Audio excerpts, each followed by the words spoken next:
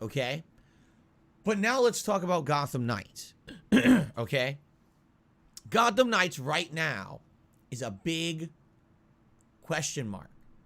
Nobody knows if Gotham Knights is going to be a good game or not. It's from the same people who made Arkham Origins, the prequel game that was not in line with the main trilogy of Arkham games from Rocksteady. It was made by a completely different studio. Some people like Arkham Origins and feel like actually it's an underrated game, while others harshly criticize it. I'm somewhere in the middle, but I do lean more towards harshly criticizing it. I remember when I played Arkham Origins, I really felt like this was a fan service game. This was a game of almost amateurish game devs who were trying to copy what Rocksteady had done, to the fact where it was outright stated in the gaming media, yeah, this game dev was literally handed the assets from Arkham Trilogy, and they used them to make this game. They did not design their own combat engine or anything like that. Like, half the stuff in the game is reused from another studio. They were just allowed to do that, so they kind of like had a leg up on game development.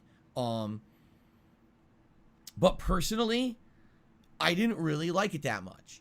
I thought it was okay, and I really felt like it needed more polish. It needed more time in the oven, as they say, because it felt like it had some bugs. The combat was kind of wonky. I didn't really enjoy it nearly as much as the mainstream Arkham games. Some people did. I did not. Okay. And so when it was announced that this Gotham Knights was being made by that dev team, I was like, oh, I don't know if that's a good thing. It might end up being kind of very underwhelming and feeling like it's not, you know, a polished experience. And then the more and more we learned about Gotham Knights, the more questionable it became. Oh, the game actually isn't going to be like the Arkham series. It's going to be more combat based. There's 4 characters and they all play differently, but really the focus of the game might actually be combat rather than investigation, which is really what the focus of the Arkham series was. Oh, it's based on co-op gameplay. Wait, what? Co-op gameplay? Who the hell asked for that? Right? Like I've been saying, anytime when you were playing any of the Arkham games at all. Did you ever have a time when you had your controller in your hands like this, you're like, man, if only I could co-op with my buddy to do this fight right now? Salt! No. In fact, one of the awesome things about the Arkham series is that you feel like a one-man army when all the odds are against you and you're fighting enemies with knives and shock prods and giant mutated venom-infused enemies and all of that, right? The cool thing about that is you still are able to beat them with all your abilities. You can parry, you can dodge, you can use your bat gadgets to defeat them, and it makes you feel powerful. Even though you have literally no superpowers, it makes you feel like a cool, resourceful superhero. What? You gotta be kidding. And then you kind of nerf all of that. If all of a sudden 3 of your buddies show up to just beat the shit out of everyone with you, now it feels more like a side-scrolling beat-em-up than it does actually like a Batman game, right? So to me, I'm the one who operated a successful YouTube channel. Me.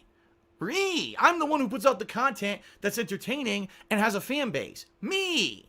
I almost feel like they've missed the mark with what you'd be looking for with a game like this. Maybe I'm completely wrong, but to me it doesn't sound right. It sounds like maybe they were aiming for the wrong things, because the thing that gets me is, did they ask anyone in the market what they wanted out of a Batman or DC Gotham game? It almost seems to me like they did no market research at all, and they just decided to go this direction without finding out if there's a market for it. You know what I'm saying? Now, of course, the more we hear about Gotham Knights, the more kind of question mark keeps happening. Will the game be any good? It's locked at 30 frames per second with no performance mode, even though it's only on current gen consoles. All right? So it confuses people. Will this game be good or not? I don't know. It's confusing, right? We don't know if it's going to be any good. So here's the thing. Of anything, the one thing that we know is that Gotham Knights will be an action-based game.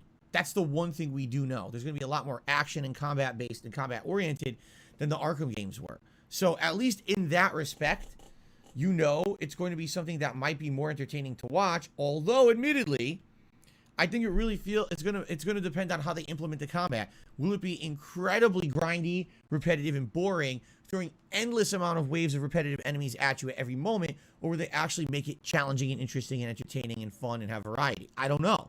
No one's played it yet, so you can't answer that question, right?